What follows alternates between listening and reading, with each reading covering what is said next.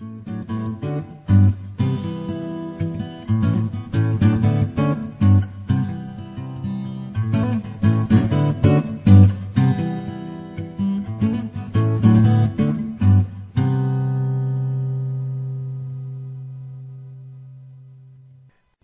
I do not take my directions from the former Meccan moon god, the following advice is sound up to a point.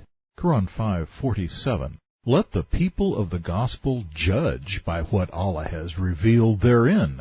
If any fail to judge by the light of what Allah has revealed, they are no better than those who rebel.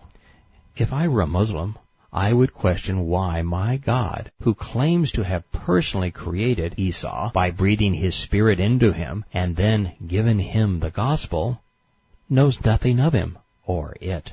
While I know why he is ignorant of such things, the paradox ought to trouble Muslims. The answer is, there were no Christians living in Medina from whom to purchase or purloin gospel quotes. While I have shared many excerpts from the Scriptures in an effort to challenge the foolishness of the Quranic corruptions of them, I haven't had to delve into the New Covenant in rebuttal simply because Muhammad didn't know it well enough to twist its accounts. His gospel presentation was wholly his own. In one surah, Muhammad makes up a story about Mary being adopted and attributes Moses' father to her. In another he says that Jesus babbled in the cradle and was resurrected, but he was not crucified. In the Hadith, he claims that the Messiah raised Ham and discussed the problem of poop in the ark. Muhammad didn't plagiarize or twist these stories, he simply imagined them. Koran 5:48. To you, Christians, we sent the Scripture in truth, confirming the Scriptures that came before it, and guarding it in safety. So judge between them by what Allah has revealed. Mission accomplished. We have judged between them and found Muhammad guilty of counterfeiting Scripture. And to add insult to injury, he had his dim-witted deity say that he sent the Scripture in truth and guarded it safely. If that's true, the Gospel and the Koran should be the same, not polar opposites.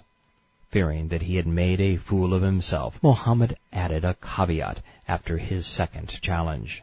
Koran 5:49. And this he commands, judge between them by what Allah has revealed, and follow not their Christian desires. But beware of them, lest they beguile you, seducing you away from that which Allah hath sent down to you. And if they turn you away from being Muslims, be assured that for their crime it is Allah's purpose to smite them.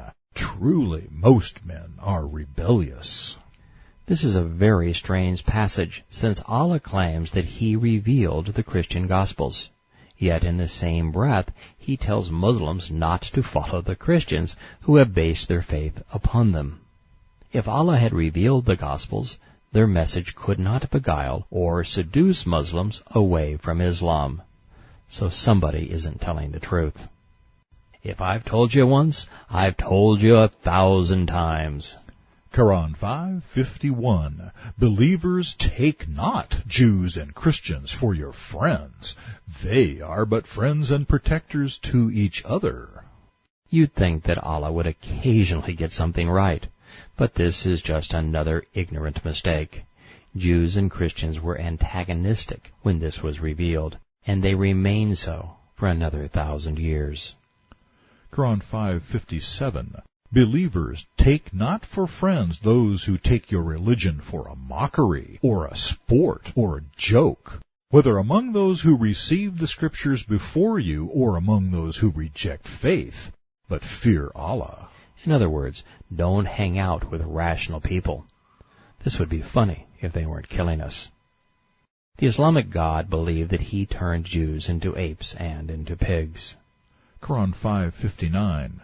Say, shall I point out to you something much worse than this by the treatment it received from Allah? Those who incurred the curse of Allah and His wrath, those of whom He transformed into apes and swine. A wise Jew must have said that a swine had made monkeys of men. Koran 5:64. The Jews say Allah's hands are fettered. As do I. If Allah is Yahweh, why can't He do any of the miracles with which He so vividly demonstrated His power throughout the Bible? Have Allah's hands become fettered? For a new religion, Islam seems fixated on old ones.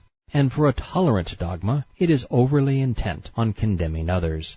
Mohammed protests, "Be their hands tied up, and be they accursed for the blasphemy they utter. Nay, both his hands are widely outstretched, giving Muslims Jewish booty as he pleases. Amongst them we have placed enmity and hatred till the day of doom.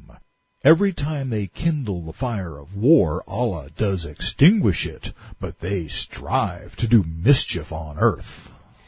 It had been 1,500 years since the Jews had fought offensively, and it would be nearly that long before they would fight again.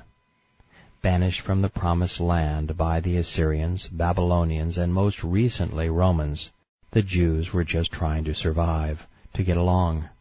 They were among the least mischievous people on the planet. It was Mohammed's militants who spiked the mischief scale. They had lied and looted in the process of kindling the fires of war, 75 times in the first 9 years of the Islamic era. Quran 5:65. If only the people of the book had believed, we should indeed have blotted out their evil deeds of rejecting and mocking, and admitted them to the gardens of bliss. Not knowing enough to be lucid, Muhammad takes a lame swipe at assuaging his conscience by inferring that the plight of the Jews wasn't his fault. If only they had observed the Torah, the Gospel, and all the revelation that was sent to them from their Lord, they would have enjoyed happiness from every side. Well, it's true the Jews would have been happier if they had followed their Torah and accepted the Gospel. Allah makes a fool of himself by saying it because he repudiates the Torah, dismantling the 10 Commandments, and his prophet's behavior was the antithesis of the message proclaimed by Yeshua. As a result, the Jews were besieged on every side by the Islamic terrorists who, in the name of Allah, stole their homes and possessions, murdered their men, raped their women, and enslaved their children. Goebbels proposed a theory which states, if a lie were repeated often enough and long enough, it would come to be perceived as truth. It is true today. Virtually everyone, Muslim, Christians, and Jews, political leaders, media spokesmen, and common folk, are befuddled by Islam. They view Qusay's Kaaba Inc. and Khadija's profitable profit plan as a religion. They think it's peaceful and tolerant because other religions are peaceful and tolerant. It's innocence by association. They believe that Allah is God, and that Islam is one of many paths to Him. As a result, over 1 billion Muslims live in religious, economic, intellectual, and political poverty, and 5 billion others live in fear of them.